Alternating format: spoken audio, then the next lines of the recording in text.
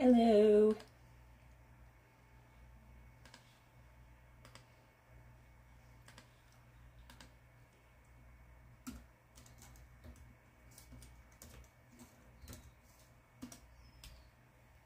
How's everyone doing?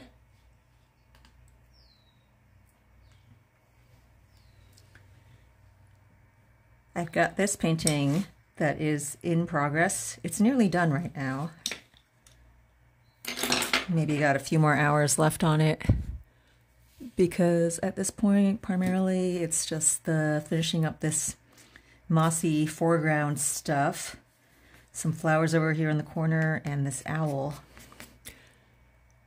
If you were checking out my stories earlier today, you saw that I decided to completely redo about half of that orange cat there because I thought I had finished him yesterday, and then after sitting back and looking at it, he was looking a little bit too fox-like and not cat enough, and so I decided to completely lift out the entire neck, torso, and head and redo that part. And then after I did that, I decided also the front two paws also needed to be redone. So I lifted those out as well, and you can see those in my story.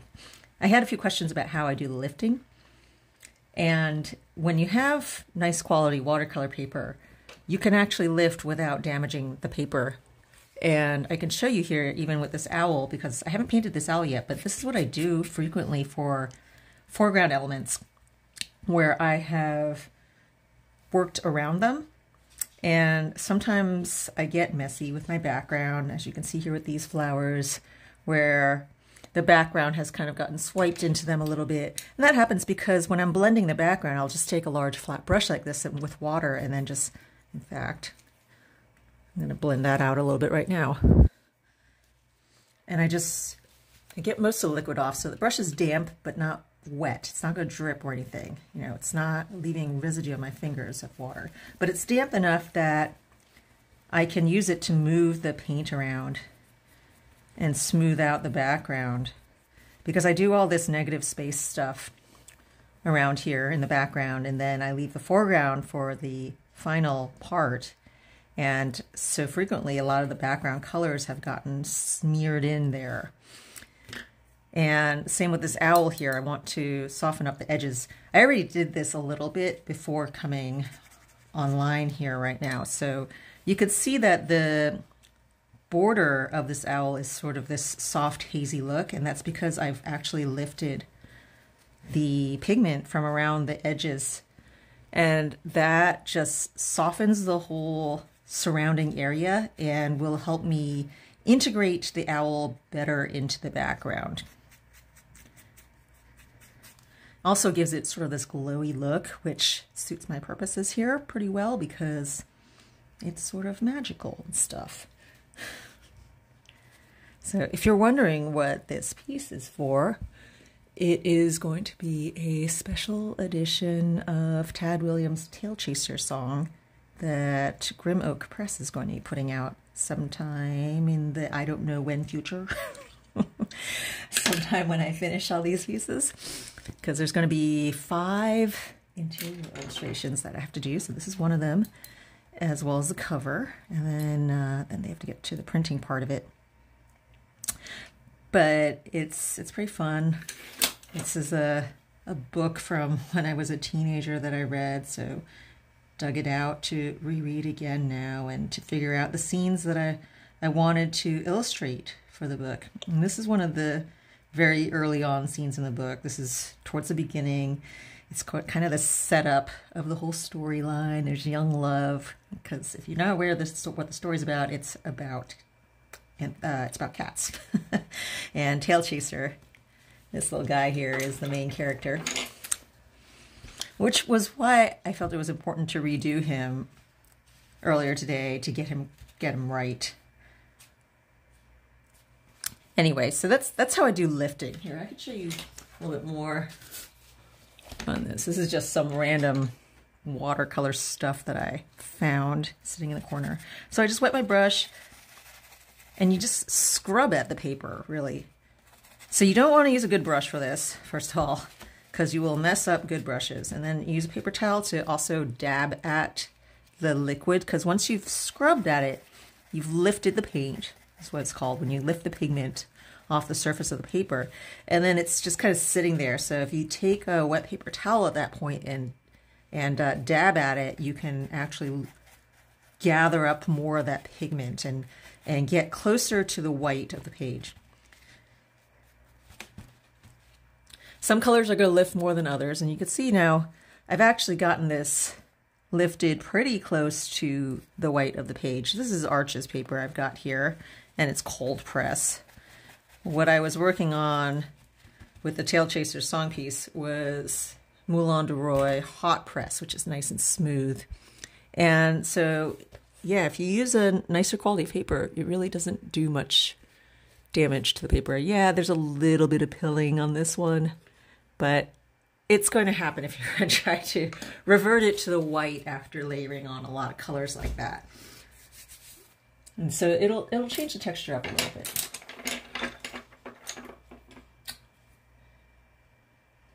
And by the way, if anyone has questions about anything, feel free to just drop that in the chat.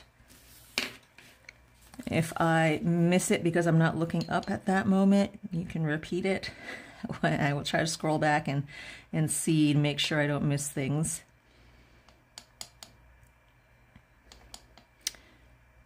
So now I'm getting some kind of pink tone here to do as a base layer for these flowers in the corner. They're similar to the ones around here. The book also follows the course of the seasons as Tail Chaser and his companions travel through the world, and it starts off with young love and springtime, and so I really wanted this piece to reflect those atmospheric elements and the feel of spring. So even though it's nighttime and the upper portion here is primarily monochrome bluish purple tones, I did want to somehow convey the sense that this is a season of growth and green things. And so that's why in this lower section, I actually did go there, even though, like, if this was nighttime as a scene, you really wouldn't see all this color here, but I don't generally work in an ultra realistic mode anyway, and so it works for me.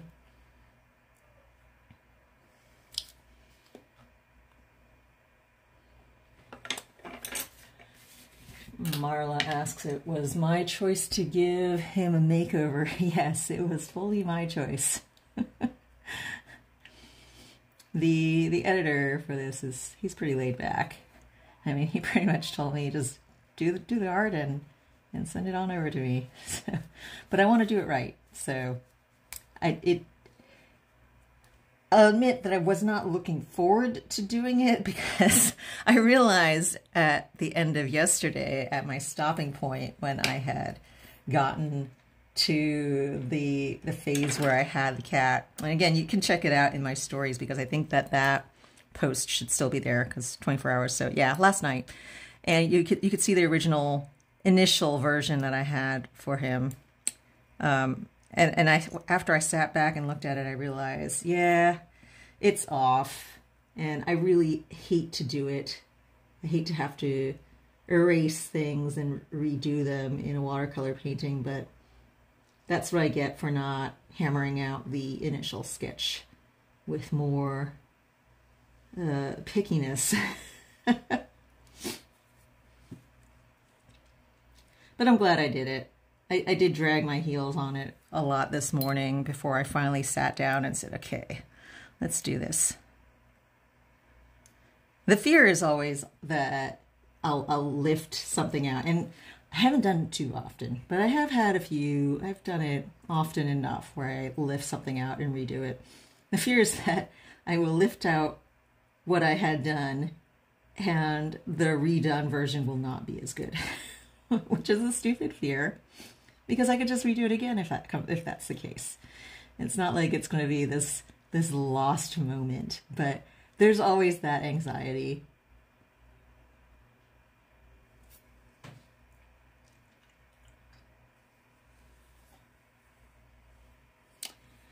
Brandon Unicorn asks, what am I going to do when I run out of my favorite paper? Well, I'll have to go on the hunt for another paper. This is not the first time it's happened. I've been painting watercolors since early 2000s, and I thought that I found my paper soulmate many times in those 20 years that I've been doing this. And 3 times now I've had to go on the hunt for something new because my preferred choice of paper either got discontinued or changed so drastically that it no longer was suitable to my techniques and methods of working. So unfortunately, that's just how things go. And then I find something new and I cross my fingers that it will last long enough. But at this point, I'm pretty much resigned to the fact that it's going to be a constantly changing game, and then I'm always going to have to be chasing after finding the next new perfect paper. There are some of the art supply websites, though, they do sell paper sample packs so that you can try out a bunch of different watercolor papers. You know, they have like small sample pieces of them. Marla, do you remember where and what those are called? Because I can't off the top of my head right now.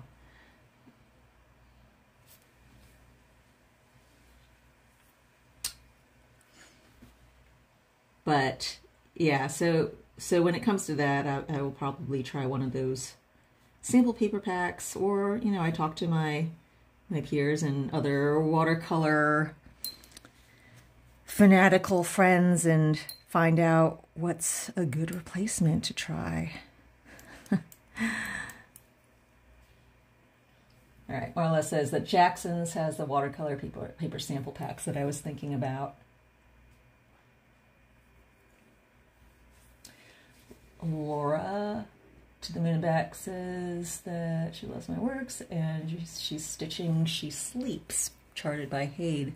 I have so much respect for those of you that do those huge cross-stitch charts from Hade. Heaven and Earth Designs is the acronym. That's what Hade is. But they're the company that I license out to for doing cross-stitch patterns of my artwork, and they pretty much handle almost all of the fantasy artist industry with that. But those charts are so insanely complicated. I'm so amazed whenever I see the results of one of those charts that someone finishes and posts. It's all these tiny little stitches. It's like recreating my artwork pixel by pixel. What do I think about Arches paper? Dutch Natural Nature Art asked. It's not my preferred. I've used it because I think I have a lot of it, because when I did some botanical art illustration workshops, I think that's what the teacher recommended that we get for the workshop, and so I got some at that point, and I still haven't used it all up. I have a couple of watercolor pads of it. I don't know why it's not my favorite. I think it's just like the colors don't seem as vibrant, or it doesn't lift or lay down the color the way that I like it. It's such a subtle thing, paper preference. It's this weird thing that when you find the paper that just behaves the way you want, it's wonderful. And if there's like some little element of it that does not, it's hard to even pinpoint what it is sometimes. It's just like you get frustrated though, because it's just that the paper's not doing your will. When it all comes together and gels so perfectly, it's a thing that you don't notice, you know, and when it doesn't, that's when you notice it. So I'm not explaining this very well.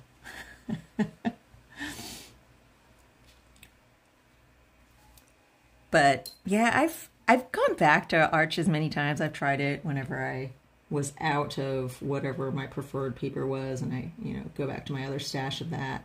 And it just hasn't ever been a favorite for me. I know a lot of other professional artists do actually really like it though.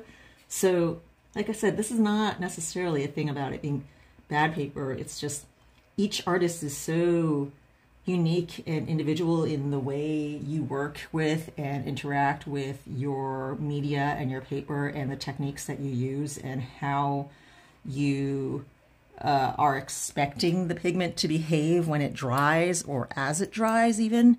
And so all of these elements are going to come into play with the various papers. And so all these professional quality papers, they're all good. And it all comes down then to your personal choice and how your technique gels with it. And that's why those paper sample packs are actually kind of a really useful thing, because that lets you have a chance to try out your own techniques on a number of different types of surfaces and see what works for you. I'm getting in a little bit closer to those flowers there that I'm working on, these little buds.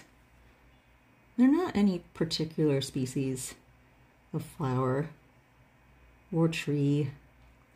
Just as I said, I wanted some kind of springtime atmosphere, and blooming flowers is the most springtime thing.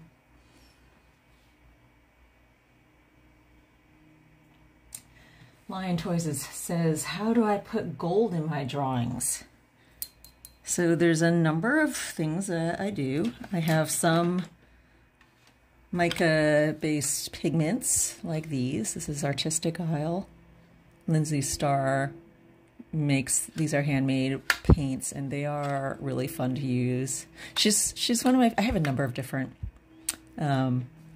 shimmery pigment brands and things, and I really like hers. For some reason, her paints integrate with my watercolors really well, because sometimes when I use shimmery pigments, there's like some brands that I use and they don't integrate with the watercolors, at least the way I use them, very well, and they feel like I'm just putting sparkly stuff on top of my painting.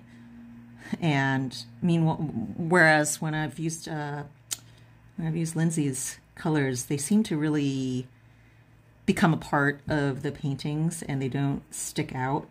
And instead, they kind of enhance. And so that's why I really like using her shimmery things.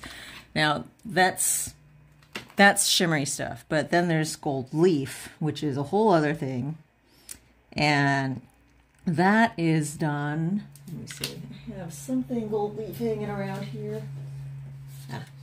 I have this dragon that I just finished the other day and framed. Well, the reflection is going to make it a little hard to see, but this has a combination actually of both the shimmery paint on the dragon himself, as well as some 24 karat gold leaf in the swirly stuff around there.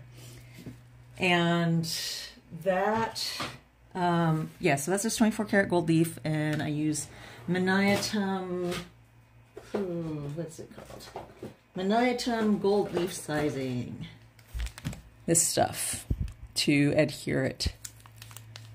A lot of times I have people asking about the gold leaf technique, and they tell me that they bought a packet from their local art store of some stuff. Let me see, where do I have that?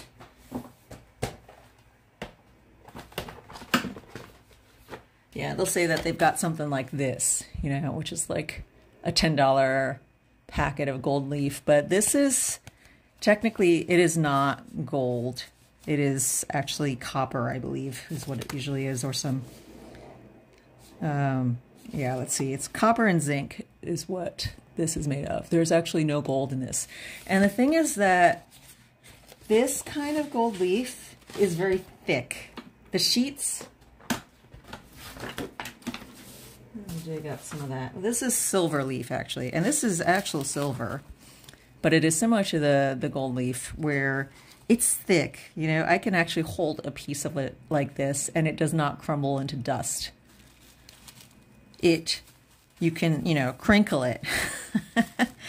And the thing is that with the 24 karat gold leaf, you cannot do that because it is extremely fragile and it will literally crumble into dust when you touch it like that. And the good part of that, though, is that because it's so delicate, so this is just some remainder that sometimes when I have put too much onto a piece, I'll brush off the excess and save it there, because then I can kind of use my paintbrush and dab it onto areas. This is the real stuff. Now this costs a lot more than this. Like I said, this is about $10 usually. And I use it for other purposes. It's got its uses, but you cannot get any sort of delicate line work with it because it is so, it's not delicate enough. It's not fragile and thin enough.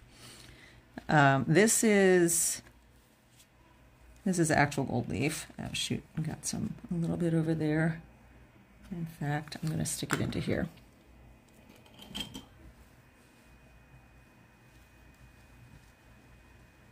Yeah, come on. It's refusing to get picked up. There we go.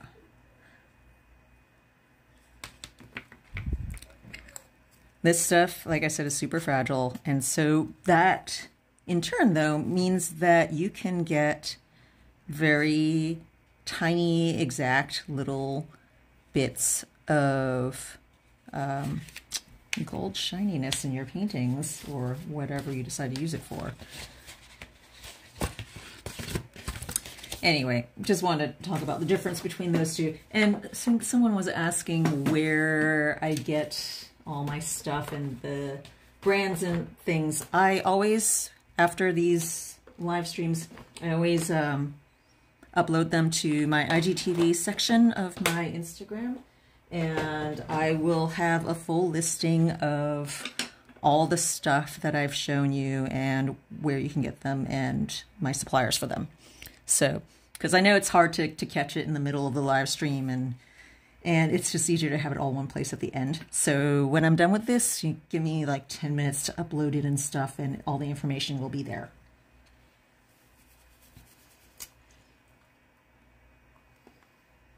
All right, I'm scrolling back right now to see some of the stuff that I mixed, because I think I babbled on for a while just now. And I missed a lot of the questions.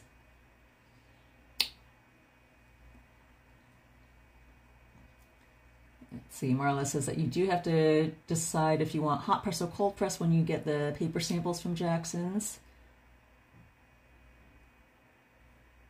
In general, for myself, I prefer hot press because I like the nice smooth surface. Also, it lifts a lot easier. As you saw when I tried lifting on that cold pressed arches, it was a little bit less smooth. It was a little more chunky.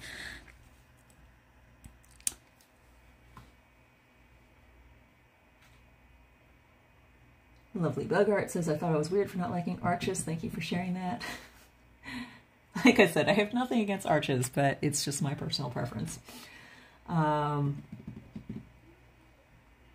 long does it take me to complete an artwork? It really varies because there's such differing levels of detail in addition to the size of the piece and my motivation levels. You know, in this early pandemic time period last year, you know, this time of the year, I was really slow with getting any artwork done because I just could not feel motivated. It was tough feeling creative. And sometimes it's just like that. And other times I just can't wait to get started on painting every morning, and I want to do it for all my waking hours. So it really varies, and I never really keep track of how many hours exactly go into a painting. I know everyone always says to do that because they're like, oh, that's how you decide what prices and everything. But it's such a fluid thing for me that I've never bothered to track that. This painting, I can tell you that I started on it 3 days ago. I sketched it out 3 days ago onto the paper here. And so this is the third day of working on it, and it's kind of been moderate schedule.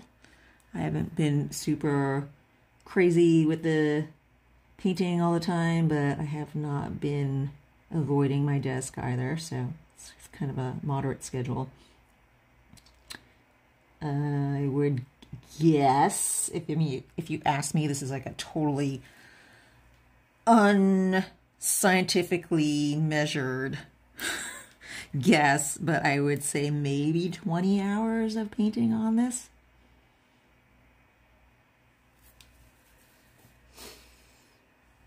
Can I show again my palette? Lion Toys S. Oh, yeah, well, you can see it right there. And here are the colors that I've currently got in it.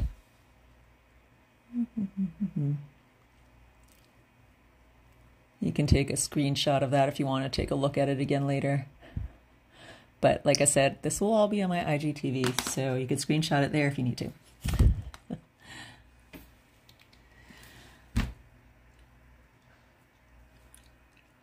Hold your breath when trying to pick up the gold leaf, Marla says. Yeah, that's what happened when I had that little tiny piece blow off. And in fact, I had my sliding door open over here too, which is also not a smart thing to do when you're handling the 24 karat gold leaf, because you could easily have a $5 sheet of gold just go blowing off into the corner of your room. Oh yeah, I was going to say how much the little sheets of actual 24 karat gold leaf costs, and I think it's 25 sheets in that little booklet that I had. They're 3 by 3 inches, and it's generally between $40 to $50 for a supply of that amount. But the quantity that I use, I go through it extremely slowly, and so it sounds like it could be expensive, but it's not, because of how slowly I use it and how small of an area that I usually use with it. But when I do want to use it, it just really packs a lot of punch with that shimmeriness.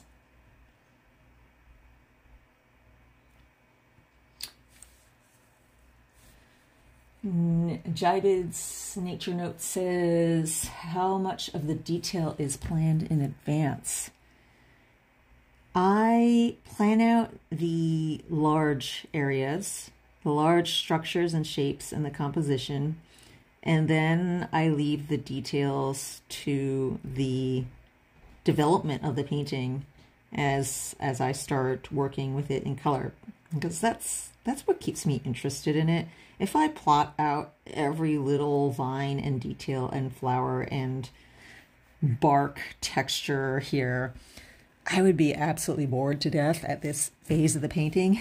So what I do plan, I plan out the main figures, although as I explained earlier, I probably could have spent a little bit more time planning out this particular one since I had to redo him.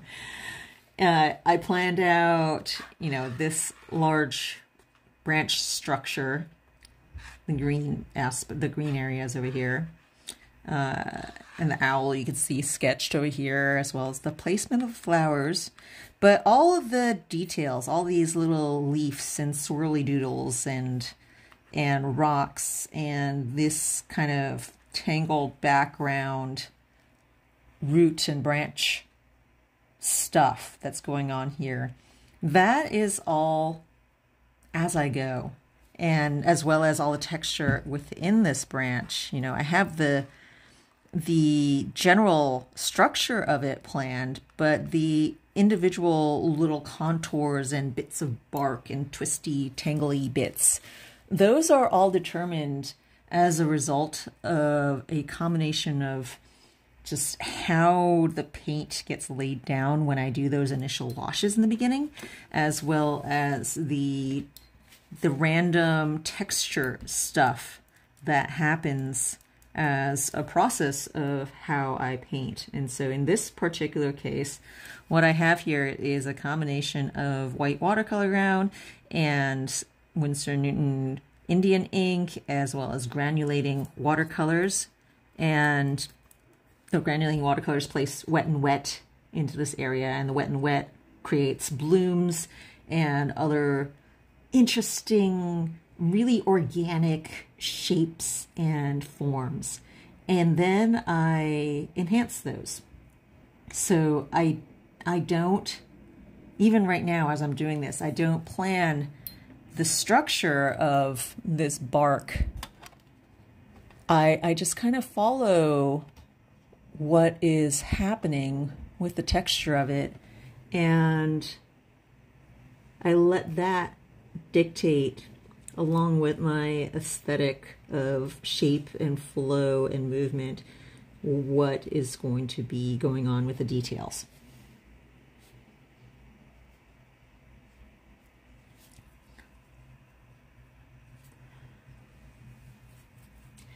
Do I freehand the negative space, or do I use masking fluid? Asks Estes Fresas. I freehand it. I hate masking fluid. I hate that it's all gummy and sticky. And yeah, I used to use it, and I would use they're called color shapers. Was this thing that I found at the art supply store, and they're used for sculpting, I believe, but they've kind of got the silicone tip on them, and so it works, because then the masking fluid can be just pulled off of it when it dries rather than ruining a brush. But I mean, aside from that, I hate that it sticks to the paper, and that sometimes it's a pain with that, and I hate that it leaves a really hard ragged edge. Not a physical relief edge I'm talking about, but just like the white edges that it has. It's too harsh. It's too hard. I like these softer blending of edges, as I have here in the owl. And as I said, I don't have to be super careful about the contours and outlines of the owl as I paint him and as I do the background. All I have to do is generally stay away from the overall shape of the owl, and then I lift out any stray stuff that manages to wander in when I am ready to proceed into the foreground elements and start painting those.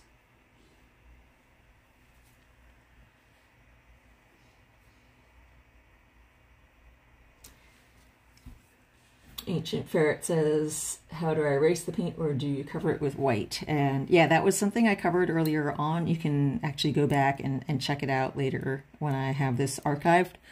But it is lifted, and I just take a brush and scrub it with water, with a damp brush. I scrub it with water over the surface, and that pulls the pigment off the page. And as long as you have a decent, high quality, professional grade paper, it will not destroy the paper. I have had people ask, like, how do you lift it? And it turns out they're using a really cheap or flimsy watercolor paper, and yeah, that will destroy the paper, and you won't be able to do anything else on top of it like that.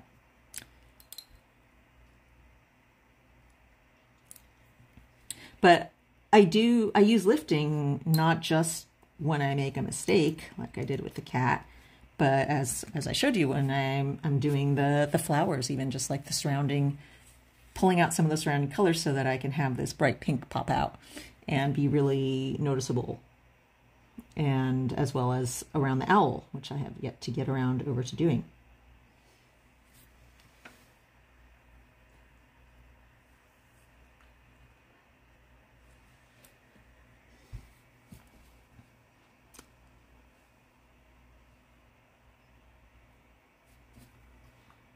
Marla says, I think I saw someone who moistened the paper around the dry area that they put the masking fluid to give a more subtle transition, but I've never tried that myself.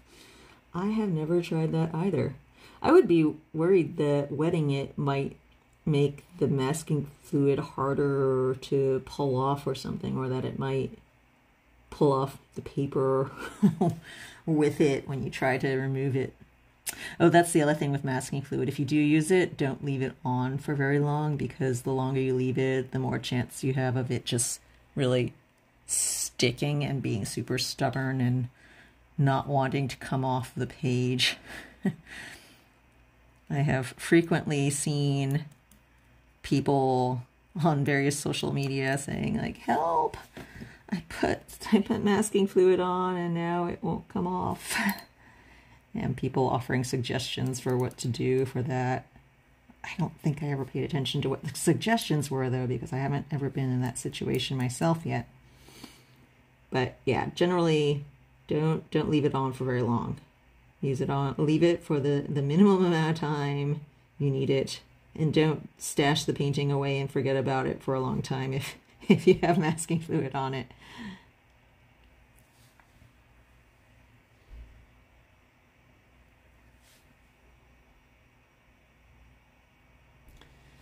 How do I create the white lines on the branch? Della B Art is asking. And I assume you mean these white lines over here. I did use a white gel pen for that. A Signo Uniball.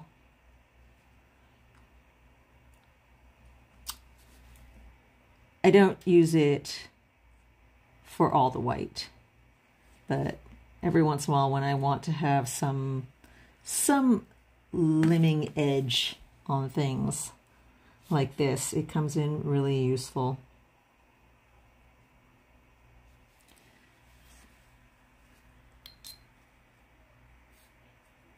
How long do you leave the gold leaf adhesive Maniatum for?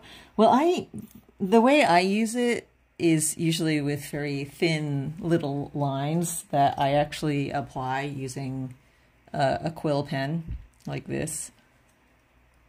And so my lines are fairly thin with the Maniatum, and I think it says to leave it for like 45 minutes or half an hour or something. I have never waited that long, and well, in fact, I actually have waited that long, and it was too long because it kind of lost some of its tackiness. It dried too much. Basically, I wait until I can no longer see that it is wet. As long as it's not wet any longer, then you can actually stick the gold leaf to it, and that sometimes is as little as 5 minutes. It's actually fairly quick.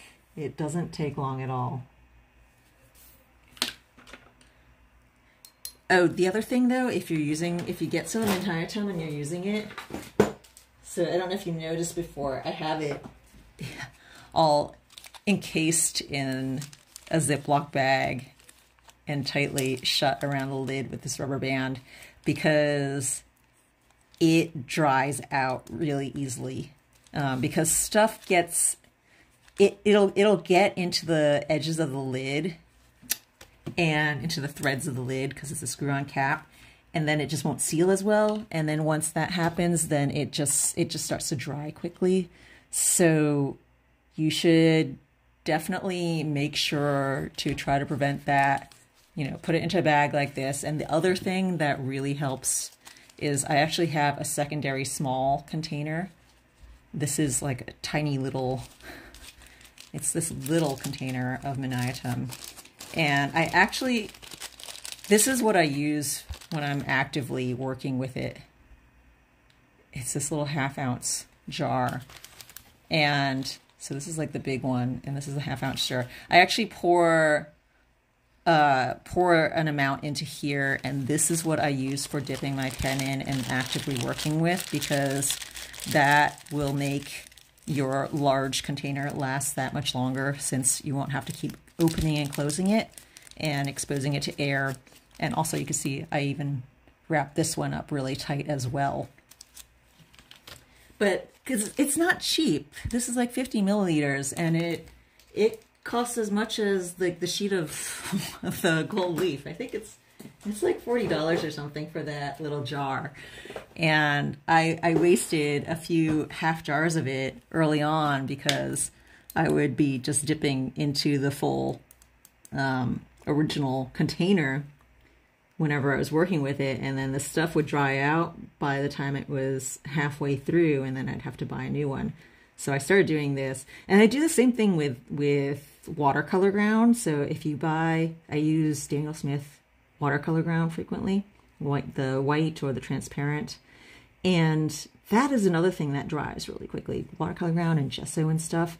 And if you're only using smaller quantities of any of these things, get a smaller jar, pour out a usable amount to that small jar, and then only use that when you are actively working, and keep the original larger container mostly closed. And you'll get so much more usage out of those mediums that way.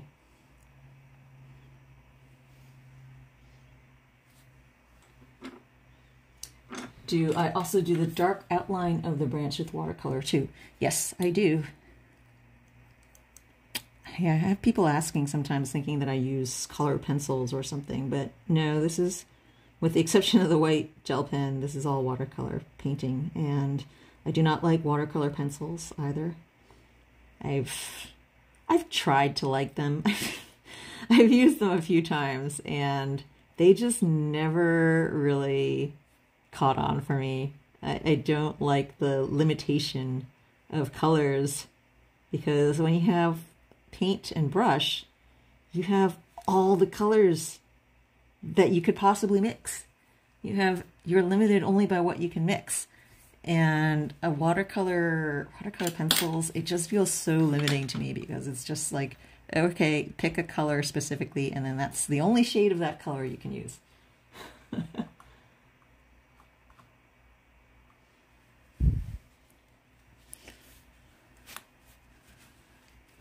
All right, where am I going now?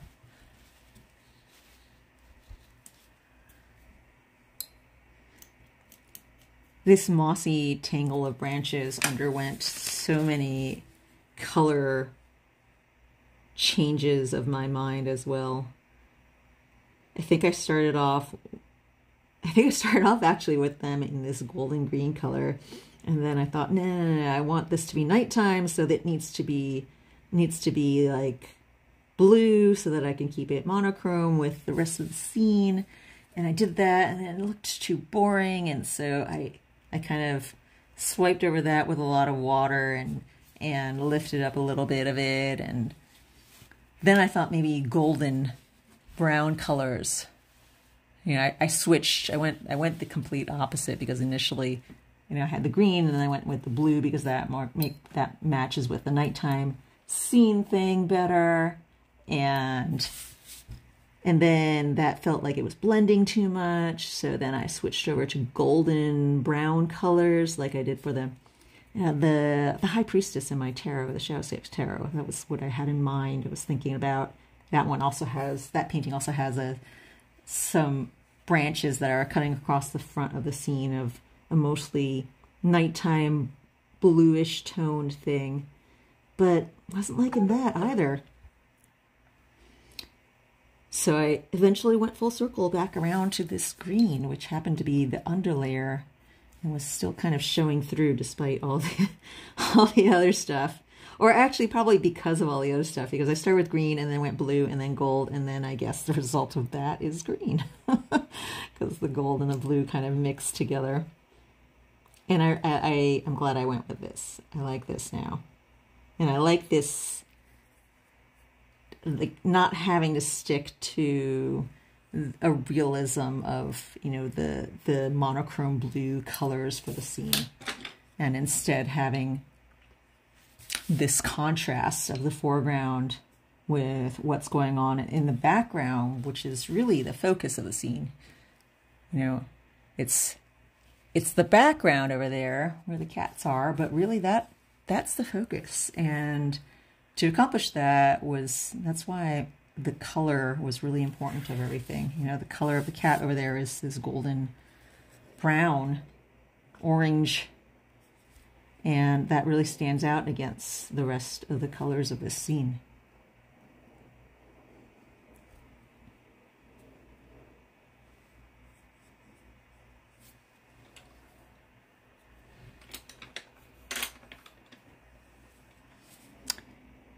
Do I use my Lemons-On paintbrush to do the outlines? Sometimes I do.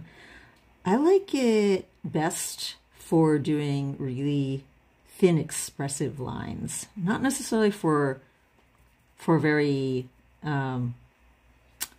flat or exact lines, but stuff where I can move from thick to thin really nicely, because that's what this thing really shines for.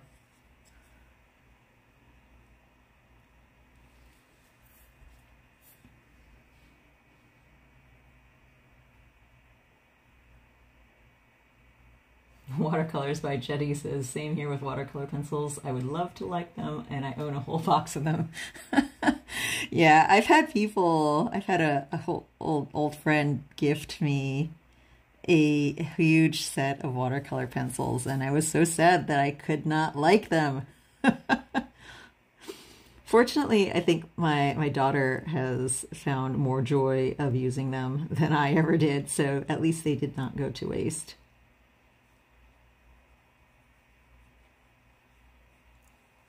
This spirally pattern stuff has always been kind of a signature of my textures in my paintings. This stuff over here is what I'm talking about.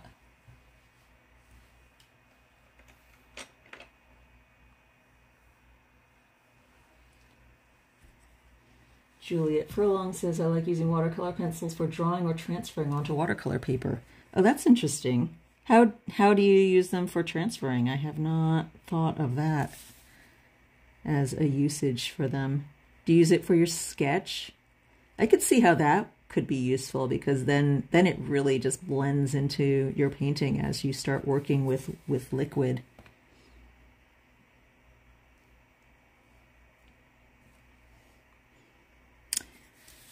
Oh yeah, that's another question I get asked frequently is, what do I do with my pencil lines? The thing is, I don't do anything. It just all kind of vanishes under the paint as I work.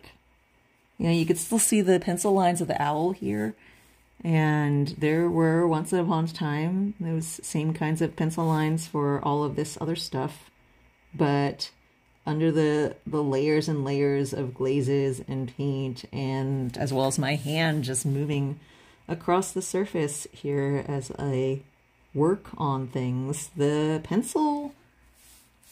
graphite just evaporates.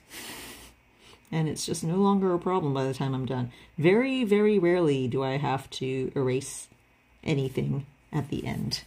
And in the few cases where I do have to erase, it's usually around some focal point foreground, delicate detail element. You know, in this piece, it might have been around the cat, but since I had all that lifting and craziness, you know, there's no pencil there left.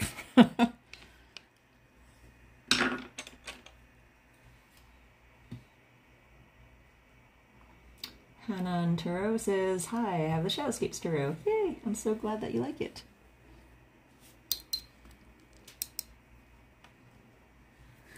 I'm going to do a little bit of lifting here as a textural thing.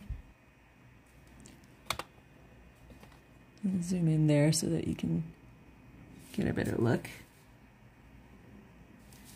And again, whenever I do lifting, I use old ratty brushes, because you're scrubbing away at the paper, and it's not a treatment that you want to use for nicer or expensive brushes, because that will ruin the bristles. This is a synthetic brush, as you can tell by all the hooked hairs on the tip, which always happens with synthetics. But it's still useful for this.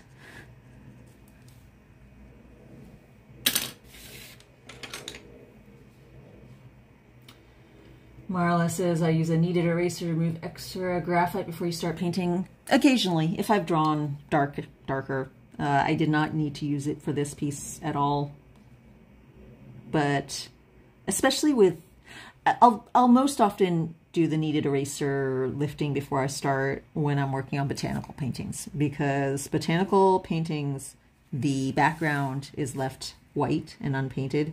So any stray pencil marks that went outside of the area of the actual focal point plant botanical element. You know, any stray pencil mark is going to be noticed, and so that's when I do lift out a lot of the excess graphite. Also because the background is left white on those botanical paintings, if there's a lot of extra graphite that's just kind of free floating on the page, then all this movement of my hand as I'm working and painting is going to spread and smear that around and grind it into the final white areas of the painting. And sometimes it can be really hard to get that back to actual white because you'll have to erase basically the entire surface of the painting, and that can sometimes damage the paper or mar it or make it look a little bit different from the unerased areas, and so that can be a pain as well. So primarily it's a thing that I do with the botanical art, and not as often for the other stuff unless it is extremely dark sketchy things, or things like a human face where I want to make sure that I get all the little fine details of that correct and don't want any of the stray pencil sketching and shading to interfere with what I'm trying to convey with the painted elements.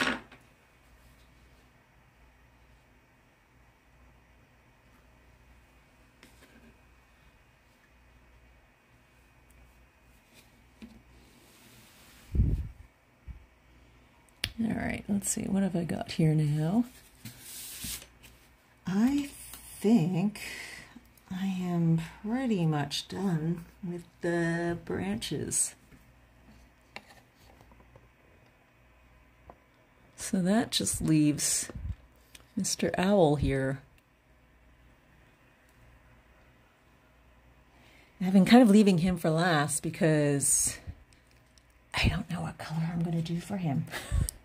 Because I don't want him to vie for attention with cat couple back there. I mean, normally he would be browns and tans and whites, but I'm thinking to use more of a greenish tinged shade of brown, golden brown for him, so that he melds more with the foreground branches rather than looking like the orange of this area.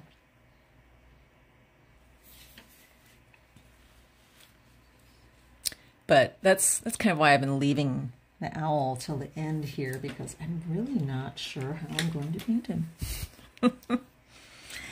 We shall see. Let's start with his eyes. That's a certain thing. Big golden owl eyes.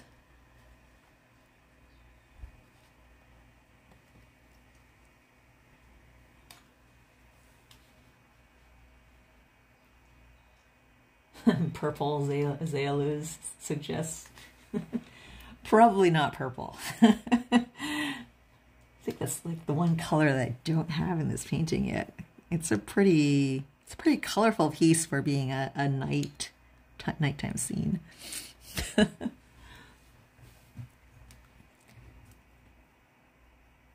see, quinacridone gold makes for a beautiful bright colored yellow.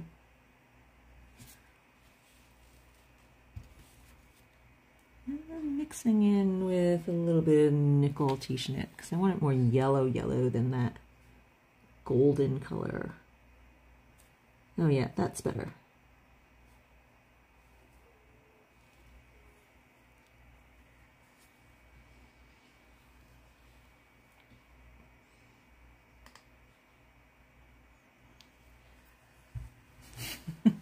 This piece is so bright, Betsy F says. Yeah. It was a surprise to me as well.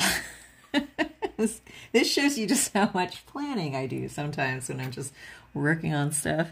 I just really go with it and see where the painting leads me.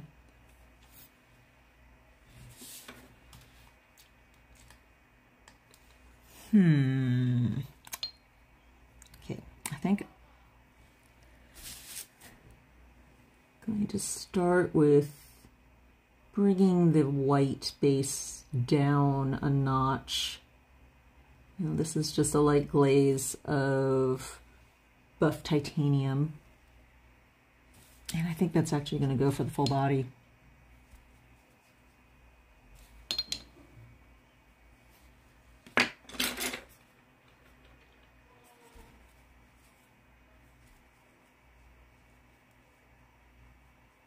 This just brings the base tone color down a bit so it's not so bright white, because if it's too white then it's going to really compete as the main focal, and I don't want that.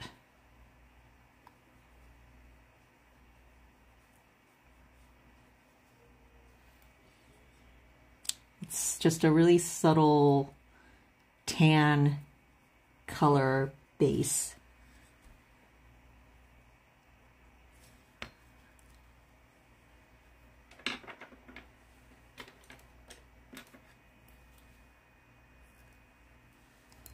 And let's go back to working on the eyes while that dries.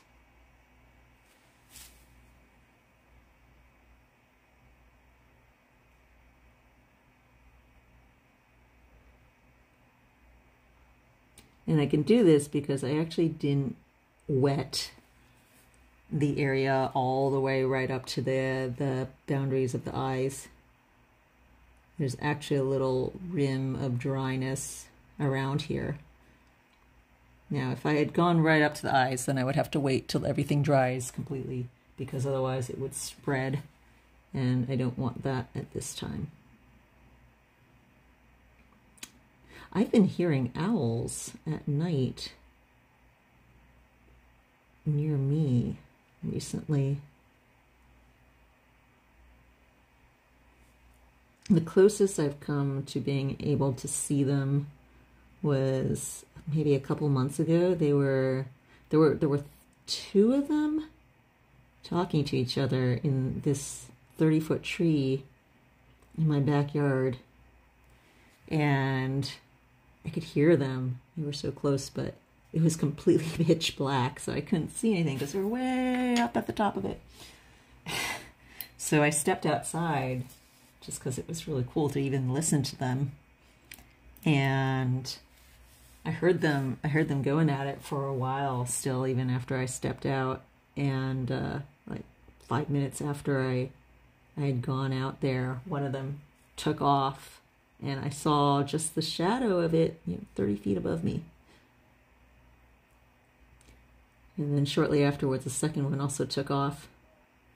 But like I said, it was so pitch black that I couldn't see anything at all except for the shadow. I wish I could figure out where they roost, because it would be really neat to try to find them at dusk or at dawn when they're active.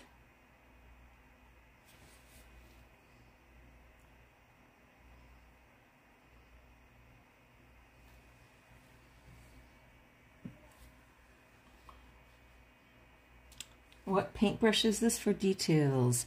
My preferred is usually Rosemary & Company, Kolinsky Sable, but I've not been able to get those in the US recently. So this was just something that I'm trying out now. I've never used them before, so I can't say if I recommend or not. But that's what I've got at the moment.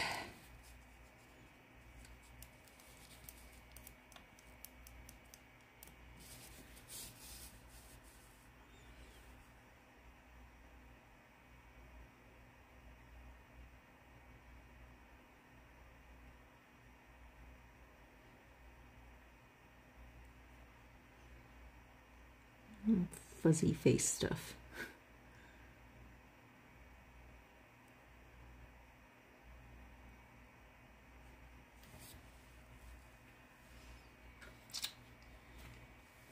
Marla says that she thinks that owls tend to like evergreen trees. Now we've got tons of live oaks around, but they were actually up in my acacia when I saw them over here. I only recently discovered why live oaks are called live oaks. I've lived in California for pretty much most of my life, and I know that we have live oak trees everywhere. You know, that's the really classic California hills, you know, golden hills that you see people paint all the time with the twisty oak trees that actually look a lot like this. And they're live oak trees, you know, they have acorns, they're oaks, although they look very different from your storybook oak tree leaf, you know, which is, you know, the Green Man oak leaf. And our oak leaves are more, they look like holly leaves, actually. They're kind of small and pointy tipped and serrated. And it never occurred to me that they were actually evergreen. You know, I visit my family that lives on the East Coast, and they have huge, enormous, giant oak trees over there, all over Long Island. You know, this is near where the gallery is, also Haven Gallery that I work with. And the oak trees are tall and straight, and they are decidedly deciduous because wintertime they are bare. It never occurred to me to realize that my oak trees never are bare. They're evergreen, and that's why they're called live oaks. I don't know why that was such a revelation.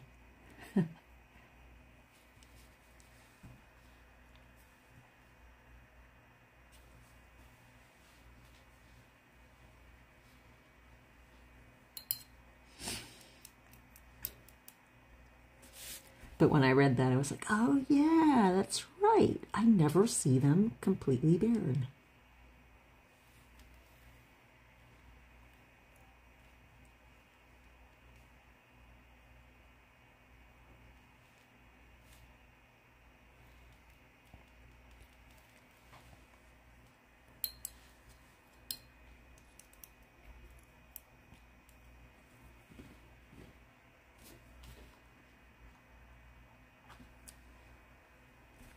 All right, I think we're finally coming down to about an hour here, and so I'm going to have to be wrapping up soon.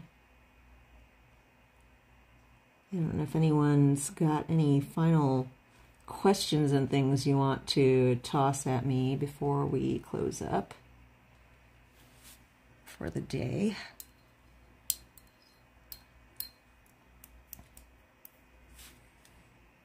Again, my apologies for these really spur of the moment live streams. I have discovered I am terrible about making a streaming schedule and sticking to it, and so I've decided to just roll with this, which is I turn on the camera when I turn on the camera. I try to give everyone about, well, as much warning as I can before I decide to do it, which in today's case was about half an hour. Which was a little shorter than normal, but yeah, I do the best I can. I'm sorry for that.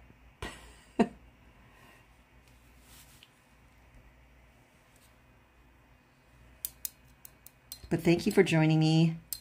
Thanks for all your questions. I hope you enjoyed watching this little bit of this painting come into being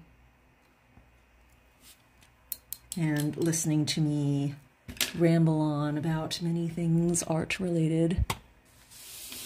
And again, I will be putting links in the archived version of this later on with all the stuff that I have used or talked about in the course of this painting in this past hour. So if you have any questions about that, check back over there later, and you can also check back in my stories later to see the finished piece. I don't know if I'll be able to post the finished painting yet as a static image yet, but you can kind of see little glimpses of it in my stories usually, projects that I'm working on. And probably finish up that owl sometime today or tomorrow at most.